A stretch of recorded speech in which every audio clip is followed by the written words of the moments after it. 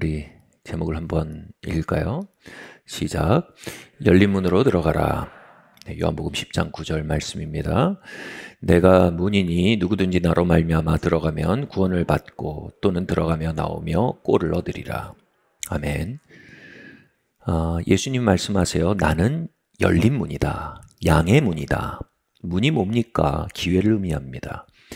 열려 있을 때 들어가야 됩니다. 닫히면 끝인 겁니다. 그게 문입니다. 예수님은 우리의 삶의 찬스입니다. 우리의 삶에 열린 찬스입니다. 그분의 말씀, 그분의 임재, 그분의 약속은 우리의 삶의 찬스입니다. 열린 문으로 들어가면, 우리가 찬스를 잡고 열린 문으로 들어가면 구원을 얻게 됩니다. 구원의 첫 번째 의미는요, 우리가 영원한 심판에서 건져지는 걸 의미하죠. 저는 최근에 이 장례식에 아주 자주 가게 됩니다. 믿음에 이끌리던 자들, 하늘의 영에 이끌리던 자들의 식장에는요, 묘한 소망이 있습니다. 육체의 죽음이라는 창문 너머에 천국을 향해 우리 모두가 가고 있음을 어렴풋이 넘겨져보는 그 영감이 식장에 머물고 있어요. 그런 분들은 살아생전 예수님이라는 열린 문의 찬스를 잡은 분들이죠. 그 문으로 들어가셨던 분들이에요. 그러니 그분의 영혼이 영생으로 나아가게 된 것입니다. 영원한 심판이 아니라요. 반대의 경우도 있습니다, 여러분. 정말 막막한 절망이 꽉 들어차기도 합니다.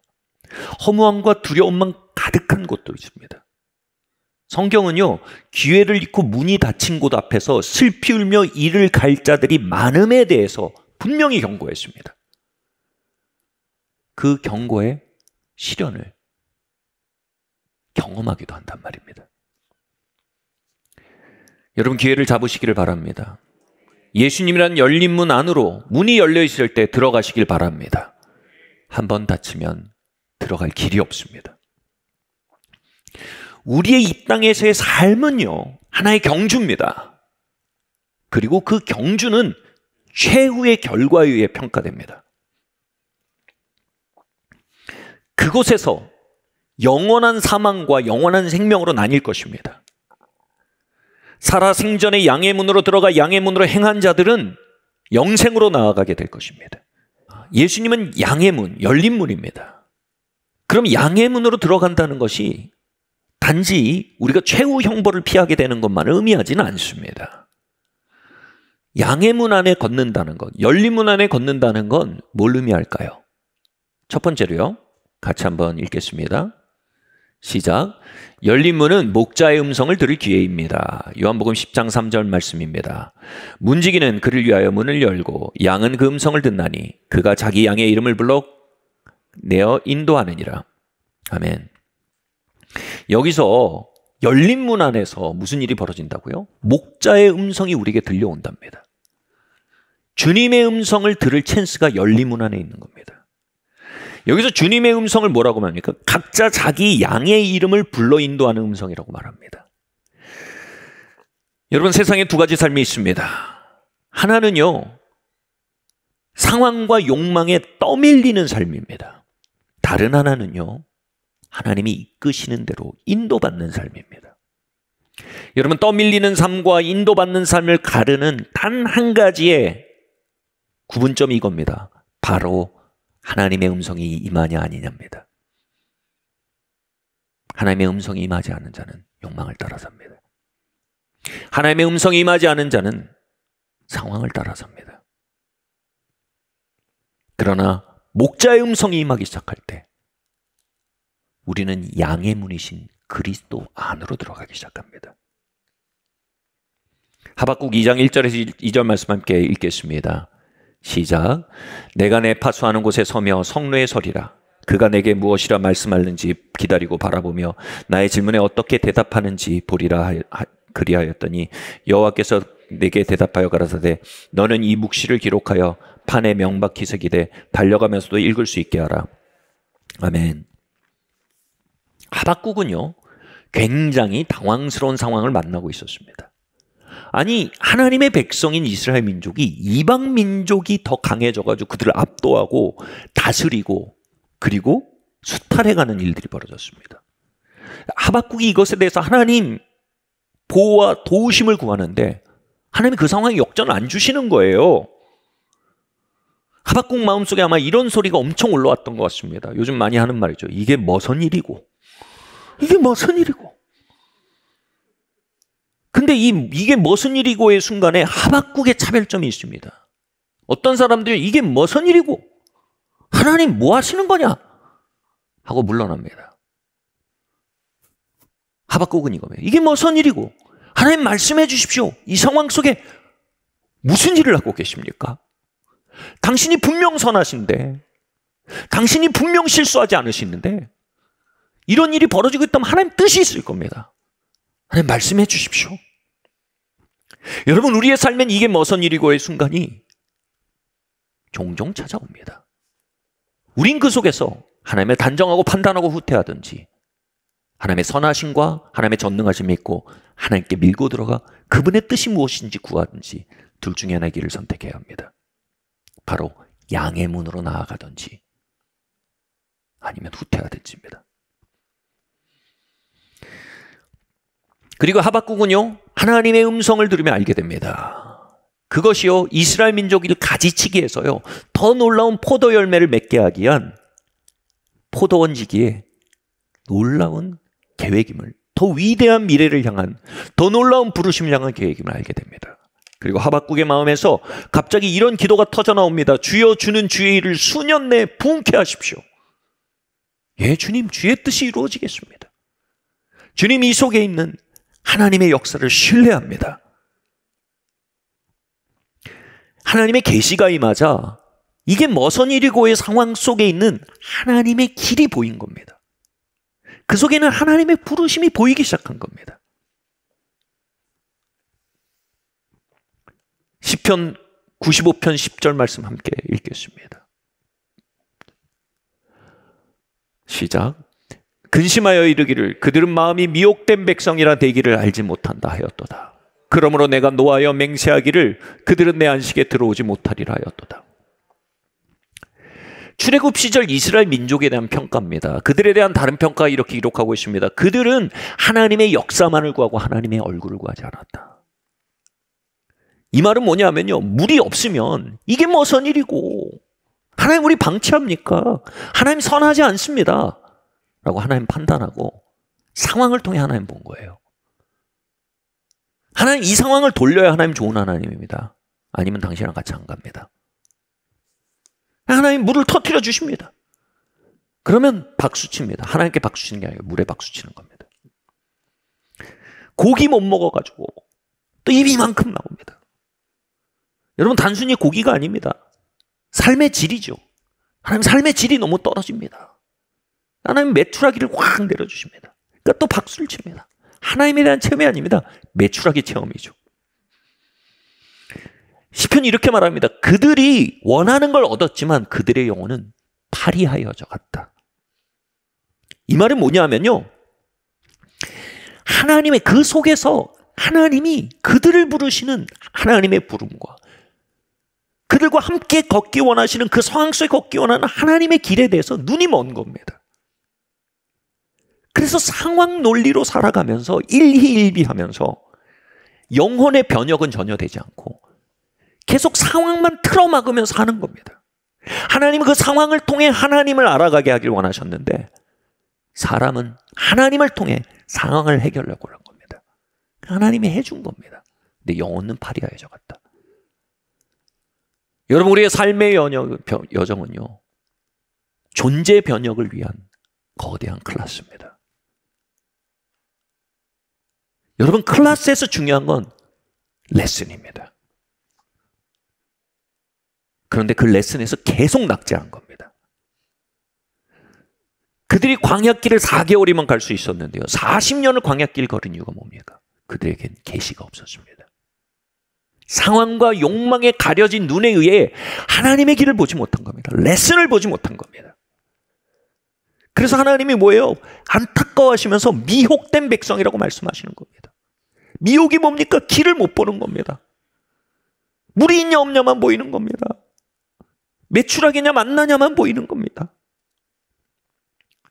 사도 바울은요, 계시를 따라 예루살렘으로 올라갔다라고 갈라디아서 2장 2절이 말합니다. 그리고 이렇게 말합니다. 그렇게 한 것은 그의 다름질이 헛되지 않게 하기 위함이다. 헛된 게 뭡니까? 도돌이표 인생입니다. 사도 바울의 인생이 왜 도돌이표 인생이 아닙니까? 왜 직선 인생입니까? from to가 명확합니까? 우리 이렇게 말하죠. 나는 누구고 나는 어디서 왔고 어디로 가는가. 도돌이표 인생은 그걸 모릅니다. 도돌이표 인생은 욕망과 상황에 떠밀려 사는 삶입니다. 사도 바울은 도돌이표 인생이 아니고 직선 인생이었고 그 비밀은 여기 있습니다. 계시를 따라 예루살렘에 올라갔다.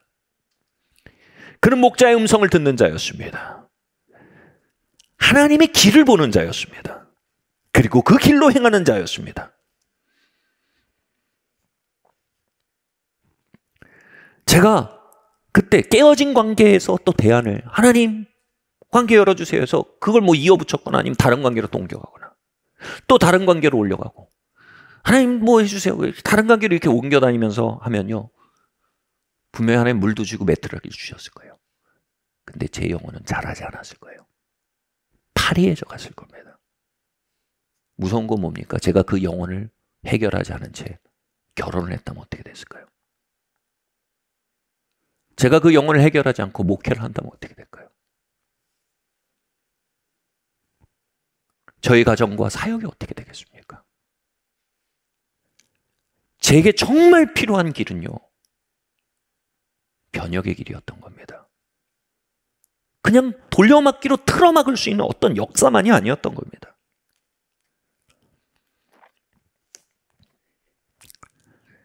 가장 큰 사랑이신 그분을 패싱하고 장님된 저의 마음의 눈을 고치는 것, 그것이 20대 주님의 길이었습니다.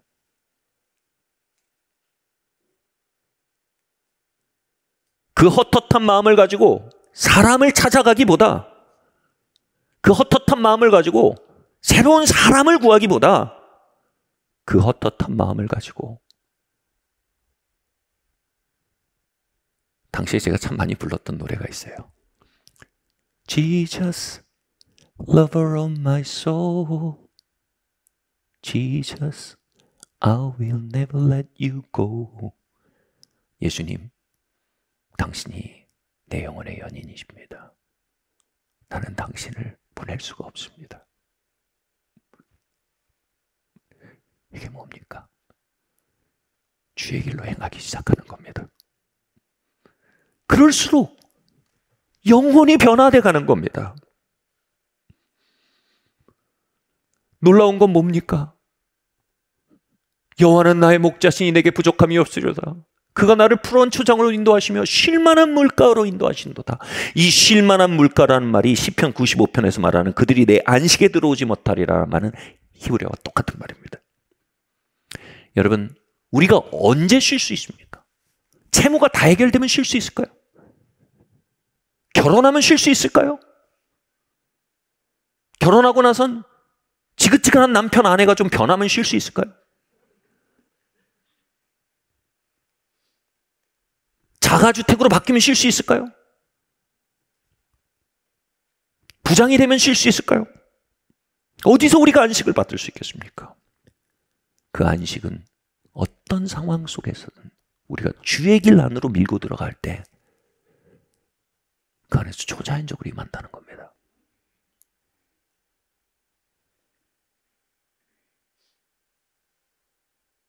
아멘.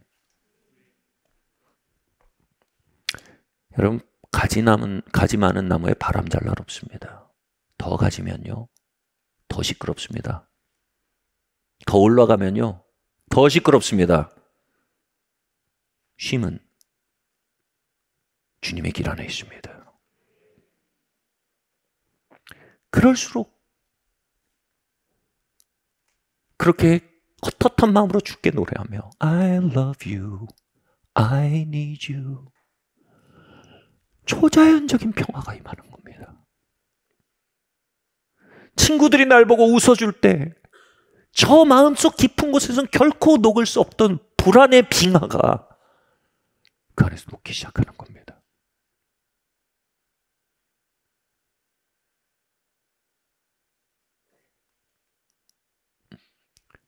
핑크빛 이야기 속에 간지럽혀지던 영혼 너머에 있는 더 큰 두려움에 대한, 거절에 대한 두려움, 그것을 녹이는 진짜 사랑이 마음을 녹이게 되는 겁니다.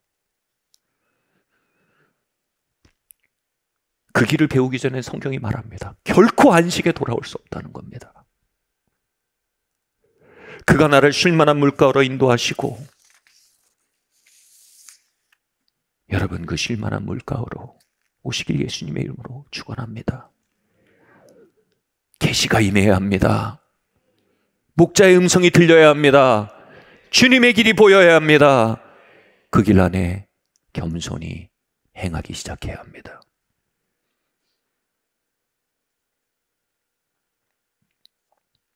평안은 상황의 해결에 있는 게 아닙니다. 평안은 하나님의 길 안에 있습니다. 그분의 계시를 따르는 양된 삶에 있습니다. 할렐루야. 고린도전서 16장 9절 말씀 함께 읽겠습니다. 시작. 내게 광대하고 유효한 문이 열렸으나 대적하는 자가 많음이니라. 아멘. 여러분, 양의 문 앞에서요, 하나님의 이끄심이 보이고 하나님의 길이 보이고 그리로 따라 나가서를 할 때 우리가 만나는 게 있습니다. 거기에 대적이 많다는 겁니다. 하나님이 여시고 인도하시는데 그리로 가는 걸 막는 세력들이 또 많다는 걸 만나게 되는 겁니다. 여러분, 하나님의 뜻은 진공 상태 위에 세워지지 않습니다. 하나님의 나라는 백지 위에 그려지지 않습니다. 그것을 선점하던 세력들이 있습니다. 그 세력들과의 다툼을 통과하며 하나님의 나라와 영토와 우리의 유업이 넓어진다는 걸 고린도전서 16장 9절은 말합니다. 하나님이 문을 여셨는데 거기에 대적들이 많다는 겁니다. 이스라엘 민족이 출애굽의 부름을 받고 적과 울이 흐르는 땅으로 불림받았을 때 그것에 기쁘게 응답하려 할 때 그들이 거기서 만난 게 뭔지 아십니까? 자신들이 종인 줄 몰랐어요. 근데 400년 만에 알게 됩니다. 자신들이 종이었다는 거예요. 뭡니까? 바로가 안 보내줍니다. 어딜 가? 그들 안에 있는 옛사람의 소리, 두려움과 불신의 소리, 원망의 소리가 그들을 못 가게 막는 겁니다. 야, 미쳤어? 너 망해. 바로 하나님의 열린 문 안으로 들어가려고 할 때 영적 전쟁이 시작이 되는 겁니다. 악한 세력과 우리 옛사람이 그걸 허락을 잘 안 해줍니다. 우리가 하나님의 길로 행하려는 발걸음에 대해 아우성을 치며 막으려고 합니다. 제가 오래 사역을 하면서 공식처럼 경험하는 것이 있습니다. 만류인력의 법칙처럼요. 하나님의 음성을 맞게 듣고 하나님의 인도를 맞게 받으면 항상 따르는 증거가 있습니다. 만사형통이 아니고요. 마귀와 옛사람이 발작적인 반응을 보인다는 겁니다. 처음에는요, 그런 일이 있으면 내가 잘못 들었나? 내가 잘못 인도받았나? 이랬어요. 근데 지나고 보면 하나님의 인도를 받을 땐 항상 문이 열리면요, 대적과의 전투가 있었어요. 그래서 이제는 도리어 이런 생각이 들어요. 이게 하나님의 음성을 맞게 듣긴 했나 보구나. 그러니까 이렇게 마귀와 옛사람이 난동을 부리지. 그래서요, 컨퍼런스나 수련회나 이렇게 정말 좋은 일이 있으려고 그러면요, 시끌시끌한 일이 있어요. 반대로 여러분 그런 일이 없잖아요. 불안해요. 내가 잘못 들었나? 내가 이거 주님 따라 행하는 거 아닌 것 같은데, 이런 생각이 들어요. 그럼 언제나 신실하게 여지없이 주님의 뜻이면 또 전투가 찾아와요. 여러분, 계시를 알지 못하는 시대, 하나님의 인도를 받지 못하는 성도들의 특징이 있어요. 영적 전쟁을 몰라요. 여러분 생각해 보세요. 아니, 바로를 따라 잘 살아가는데 바로가 겁박할 이유가 있겠습니까? 주님을 따라 행하려고 하니까, 바로에게 조공을 바치지 않고 하나님의 유업을 얻으려고 하니까, 자유를 누리려고 하니까 바로가 침묵할 수 없게 되는 것이 아니겠습니까, 여러분?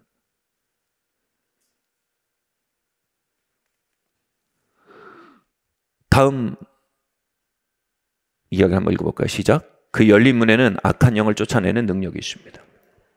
근데 여러분, 우리가 여기까지 들으면 좀 답답하죠. 아니, 열린 문으로 행하면 복받고 형통하고 이래야 되는데 열린 문으로 하면 전쟁이 있다고요? 다음 말씀 한번 읽겠습니다. 시작. 귀신 들렸던 자가 어떻게 구원받았는지 본 자들이 그들에게 이르매. 여러분, 열린 문으로 행하는 자들이 구원을 얻으리라고 예수님 말씀하셨어요. 구원의 용례가요, 우리가 죽어서 천국 가는 걸 얘기하는데 성경의 용례 6개 중에 하나만 내세에 관한 겁니다. 구원이요. 6개 중에 5개가 현실에 대한 얘기입니다. 용례가요. 그리고 굉장히 강력하게 나타나는 용례가 뭐냐면 구원이란 말이 이걸 의미합니다. 오늘 지금 방금 읽은 말씀에 나왔지만 악한 영에 붙들려 살던 이가 노임을 받는 게 구원입니다. 귀신 들렸다라는 말은요, 빙의 됐다라는 말이 아닙니다. 너무 그렇게만 보지 마십시오. 바로 악한 세력의 통치 안에 사는 겁니다. 그들에게 길들여진 겁니다. 세상의 영에 길들여진 겁니다.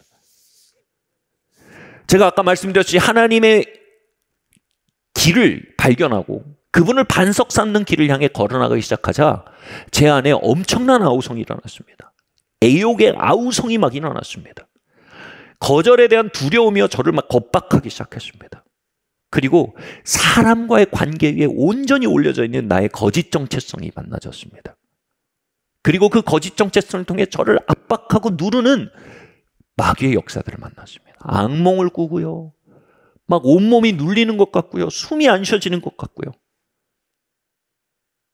바로 저를 종살이 시켜온 바로의 세력의 현존을 만나기 시작했습니다. 안토니 수도사란 분이 양의 문에서 주님의 음성을 듣고 따라 행하기 시작하자 그의 삶에 엄청난 영적 전쟁이 벌어집니다. 이 유명한 그림입니다. 안토니의 유혹이라는 그림인데요. 한번 보시겠어요? 무시무시하죠? 예.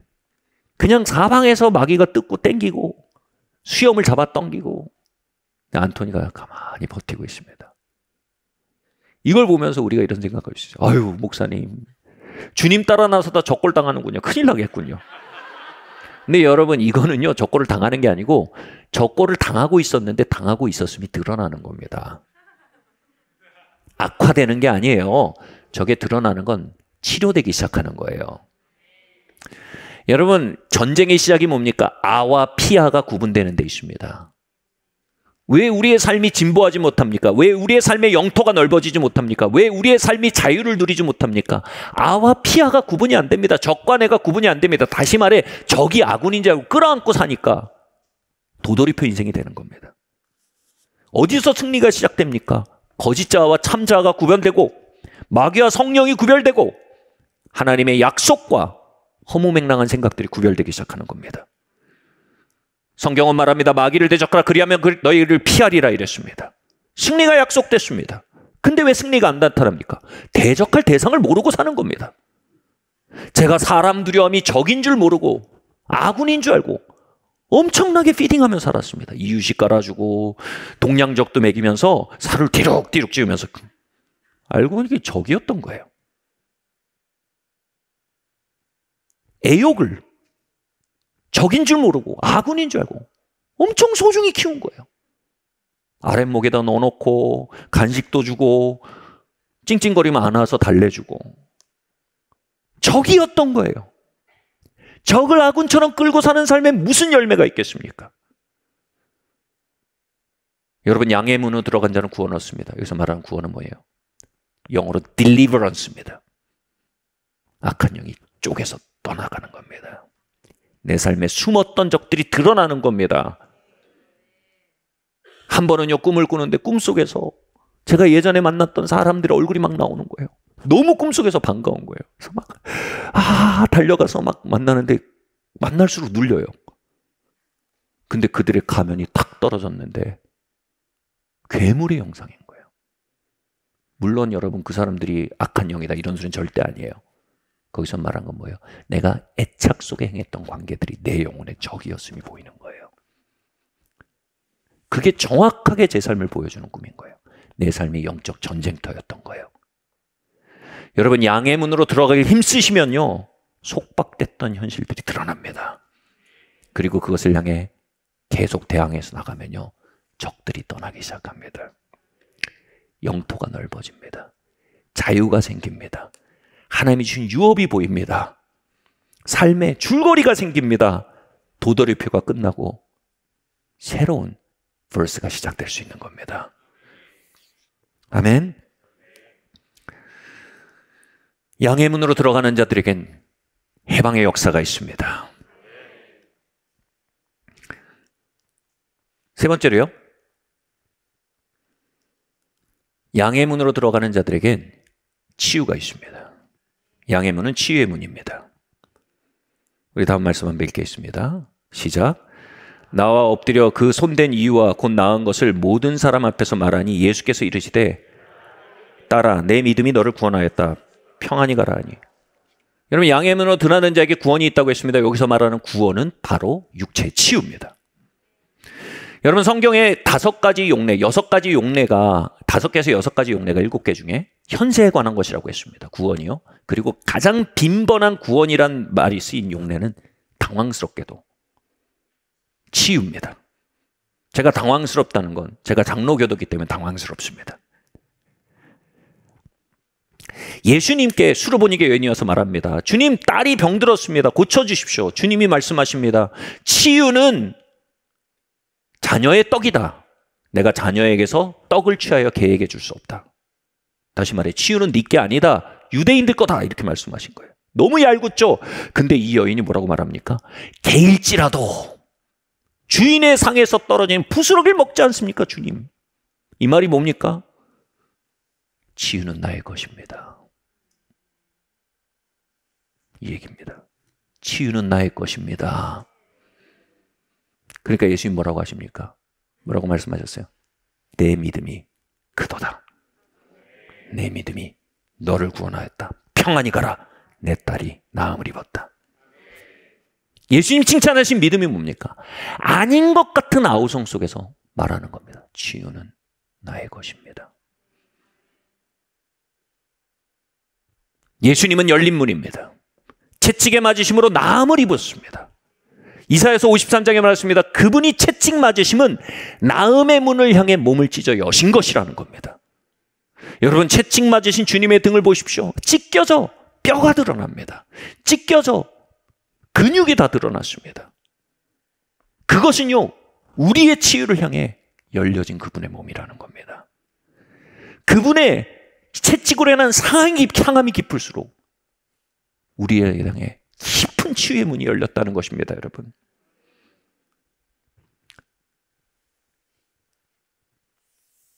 그 열린 문을 향해 들어가는 것은요, 우리 각자의 선택입니다. 문을 여는 건 그분이 핏값을 뿌려서 여는 건 그분이 하신 일입니다. 그 기회를 잡아 들어가는 건 우리가 할 일입니다. 예수님이 치유를 하시면서 하시는 말씀이 있어요. 치유를 받으라. 나음을 입으라. 영어로 보면 뭐예요? Receive your healing이에요. 멋지잖아요. 명령형입니다. 나음을 입어라 하면 가만히 있는데 나음이 오는 게 아니에요. Receive, 명령입니다. 영어로 막 다 바꿔 말하면 take your healing입니다. 너의 치유를 가져가라 이겁니다. 몸 찢고 피 흘려서 건네시는 치유를 가져가라는 겁니다. 이 말이 뭡니까? 치유는 내 것입니다. 라는 믿음으로 그 문으로 들어가라는 겁니다. 할렐루야. 며칠 전에 한 성도님을 만났어요. 심장이 안 좋으시다는 얘기를 제가 전해 듣고 또 기도하게 됐고 같이 기도하고 있었어요. 요즘 심장 어떠십니까? 예수님이 채찍에 맞으면 나음을 입었단 말을 계속 들었는데 그 말이 공허하게 와닿질 않았어요. 근데 어느 순간 저번 특별 기도회 때 그 믿음이 왔다는 거예요. 예수님의 채찍 맞으면 나의 심장을 위한 거다. 나는 나의 힐링을 잡는다. 믿음이 온 거예요. 그리고 그 믿음을 가지고 계속 기도하게 되니까 그 믿음 안에서 심장이 점점 좋아지고 있다는 거예요. 그래서 그 뒤로 많이 좋아졌어요, 목사님. 이게 뭐예요? Take my healing입니다. 치유는 자녀의 떡입니다, 여러분. 여러분, 떡이 우리 문화에서는 디저트나 에피타이저입니다. 간식입니다. 그런데 히브리 문화에서는, 유대 문화에서 떡은 주식입니다. 여러분, 치유는요, 성도의 주식입니다. 여러분, 우리 몸에요, 보이지 않지만 많은 사람의 몸에 이미 암세포가 돌아다니고 있어요. 우리 안에 면역이 강하기 때문에 그걸 누르고 있는 거예요. 약해지면 치고 올라와서 우리 몸을 먹어버립니다.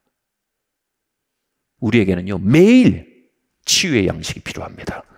주님의 거룩해 하시는 신성한 건강의 영향력이 우린 필요하단 말입니다. 당회에서 모일 때 저희가 그렇게 말했어요. 목사님, 장로님들이랑 말하면서 하나님이 우리를 여기까지 성장시키고 변화시켰는데 이제부터 제일 큰 위험은 이겁니다. 병 걸려서 한 번에 가는 겁니다. 그럼 우리는 우리의 부르심을 이루지 못하게 됩니다. 그러니까 장로님들 여기까지 변화되느라고 엄청 고생해 왔는데 가시면 안 돼요. 지금은 제일 중요한 건 건강한 거예요. 제가 그런 얘기했어요. 여러분, 제일 큰 적은요, 지금 우리의 부르심일 때 제일 큰 적은 질병입니다. 여러분, 내가 살아서 주의 영광을 보리라, 시편 기자가 말했잖아요. 우리 모두에게는요, 이제 하나님의 거룩한 치유가 주식으로 필요합니다. 아멘. 우리 몸에는 신속도로, 엄청난 속도로 노화가 진행되고 있습니다. 여러분, 자녀의 떡을 먹지 않고는 우리가 하나님이 주신 천수를 누릴 길이 없습니다. 자녀의 떡을 매일 먹지 않고 하나님이 주신 부르심을 이룰 수가 없습니다. 자녀의 떡을 매일 먹지 않으면요, 우리가 하나님의 부르심에서 조퇴할 수 있단 말입니다. 성경은 말합니다. 치유는 자녀의 떡이다. 이제 열린 문을 향해 우리는 고백하며 들어가야 합니다. 저희 어머니가 목 디스크로 한 10여 년을 고생하셨어요. 굉장히 심하셨습니다. 그리고 2006년 경중에는 그게 최악의 정도로 가서 우리나라에서 제일 잘하는 디스크 병원에 가서 얘기를 했는데, 그 병원에서 이거는 수술해야지 달리 방도가 없다고 선포를 했습니다. 근데 수술을 하고 나면 목이 굳어서 못 움직이는 거예요. 제가 당시 출장을 갔다가 돌아오려는 날에 수술 날짜를 잡으시겠다는 거예요. 그래서 대화를 하다가 아직 수술 날짜 잡지 말고 우리 기도하자. 돌아왔어요. 그리고 치유의 역사가 있는 집회가 있었는데 거기서 나음을 받으셨어요. 고통이 떠났다고 막 박수치고 좋아했어요. 근데 집에 돌아왔는데 다음날 아침에 전화가 온 거예요. 저한테 그러시는 거예요. 아무래도 수술을 받아야 될 것 같아요. 일어나니까 다시 이게 온 거예요. 그래서 못 움직이시는 거예요. 그래서 제가 다시 갔어요. 손을 얹어 기도해달라고 그러시길래 제가 그랬어요. 기도하지 않습니다. 저는 부담스러워서 그런 게 아니에요. 기도하지 않습니다.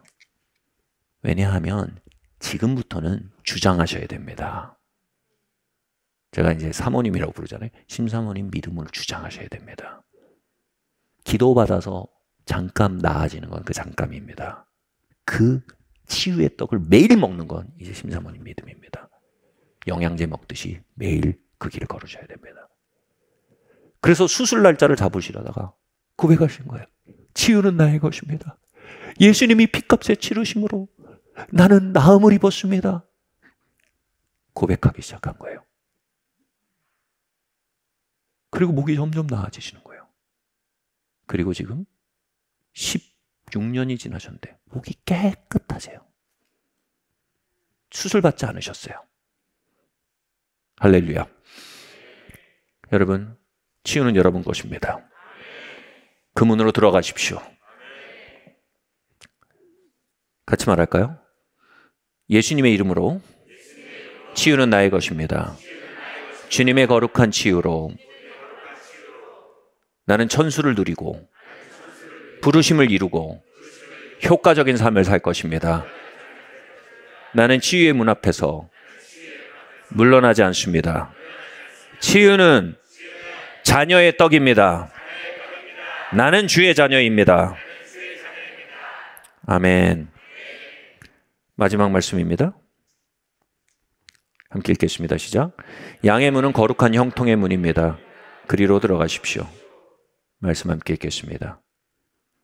역대상 4장 9절 10절 말씀입니다. 시작. 야베스는 그의 형제보다 귀중한 자라. 그의 어머니가 이름하여 이르되 야베스라 했으니 이는 내가 수고로이 낳았다 함이로다.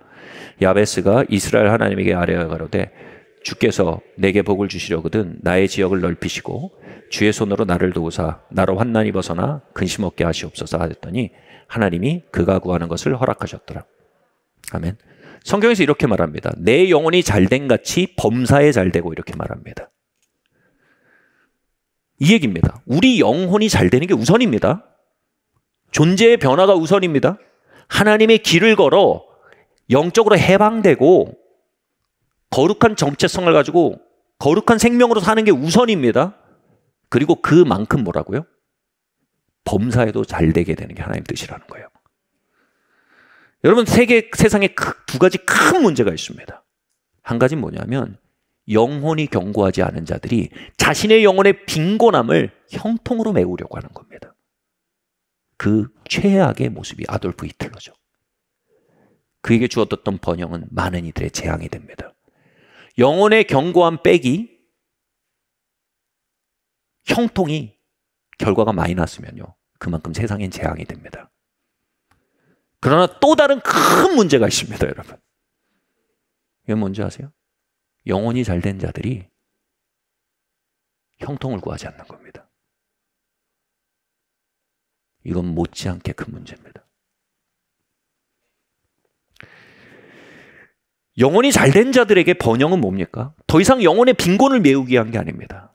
그 영혼의 건전함을 드러내고 영향력을 미치는 리더십을 형성해 줍니다. 영혼이 잘된 자들에겐 번영이 오는 게 하나님의 뜻입니다. 그래야 됩니다. 성경은 악인의 재물은 의인을 위해 쌓인다고 했습니다. 온유한 자가 땅을 상속한다고 했습니다. 영혼이 잘된 자들은 영향력이 증대돼야 합니다. 그게 하나님의 나라와 이 세상을 위한 일입니다. 우리가 빈곤한 영혼으로 우리 자신을 위해 형통을 구하던 때는 지나야 합니다. 그러나 부유한 영혼으로 하나님의 나라와 이 세상을 향해 위에 이제 번영을 구하기 시작해야 합니다. 그 대표적인 기도가 바로 야베스의 기도입니다. 야베스란 이름은요, 엄마가 여러분 오죽하면 자식 이름을 고통이라고 지었겠습니까? 엄청 속을 새겼나 봐요. 아니면 엄청나게 안 좋은 환경에서 태어난 겁니다.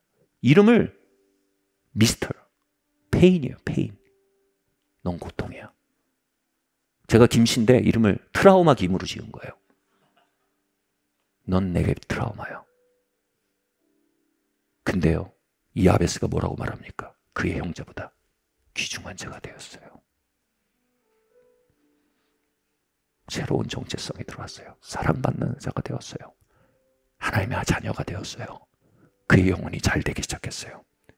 야베스가 새로운 정체성에 서서 기도합니다. 하나님, 난 주님만 있으면 됩니다. 이제 됐습니다. 이렇게 기도하지 않습니다.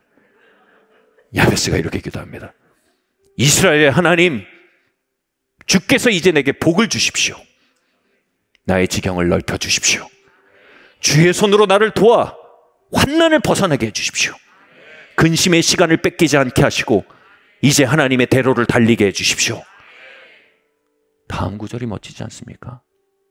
하나님이 그 구하는 것을 허락하셨도다. 저는 이 자리에 있는 많은 분들, 영혼이 잘된 분들에게 이 기도가 필요하다는 걸 너무나 느낍니다. 여러분의 영혼이 완전하지 않습니다. 그러나 상대 비교적으로 여러분이 잘 돼야 됩니다. 그게 하나님의 나라를 위한 일입니다. 그게 세상을 위한 일입니다. 이제 교회 안에 야베스의 기도가 돌아와야 합니다. 저는 이 29살 3월에, 정확히 3월이에요. 4월에 교회를 개척하고 결혼을 하고 그 상태에서 스텝이 엉켰어요, 소위 말해. 이게 머선 일이고죠. 교회를 개척하고 결혼했는데 현역 통지가, 제가 준비하던 군 프로그램이 있었는데 그게 어긋나면서 현역 통지서가 날라오고 피할 수가 없었어요. 임신한 아이를 놓고 계약한 교회에서, 교회 자리에서 예배 한 번을 인도하지 못하고 현역으로 입대합니다. 그리고 무릎을 다치고 군병원에 실려갑니다. 최악이에요. 29살 4월에 야베스의 기도란 책을 만납니다. 그리고 그 책을 다 덮고 읽고 군병원 침상에서 무릎을 꿇고 기도합니다. 하나님, 내게 복의 복을 더하주십시오. 나의 지경을 넓혀주십시오. 이제 환난을 벗어나 주님의 고속도로를 달리기 원합니다. 주께서 응답하셨습니다. 아들아, 너의 20대가 환난 가운데 나를 섬겼으나 너의 30대는 번영 가운데 나를 섬기리라. 그리고 저의 30대는 회복의 30대였습니다. 턴어라운드의 30대였습니다. 환난으로 주님을 섬기던 때에서 번영으로 주님을 섬기는 대로 역전되기 시작했습니다. 주님의 찢어진 몸은 우리의 새로운 미래를 향해 열린 문입니다. 누가 그리로 들어가겠습니까? 그리로 들어가는 자들은 기도하는 자들입니다. 주님, 내게 복을 더해 주십시오. 주님, 나의 영혼을 빚어오신 주님, 영향력을 주십시오. 거룩한 영향력이 이 땅에 나타나길 원합니다. 주님, 번영과 형통을 부어주시고 불필요한 근심들을 제하여 주사 주를 효과적으로 섬기도록, 세상을 효과적으로 섬기도록 주님, 나의 삶을 형통케 하여 주십시오. 주께서 그 구하는 것을 허락하셨더라.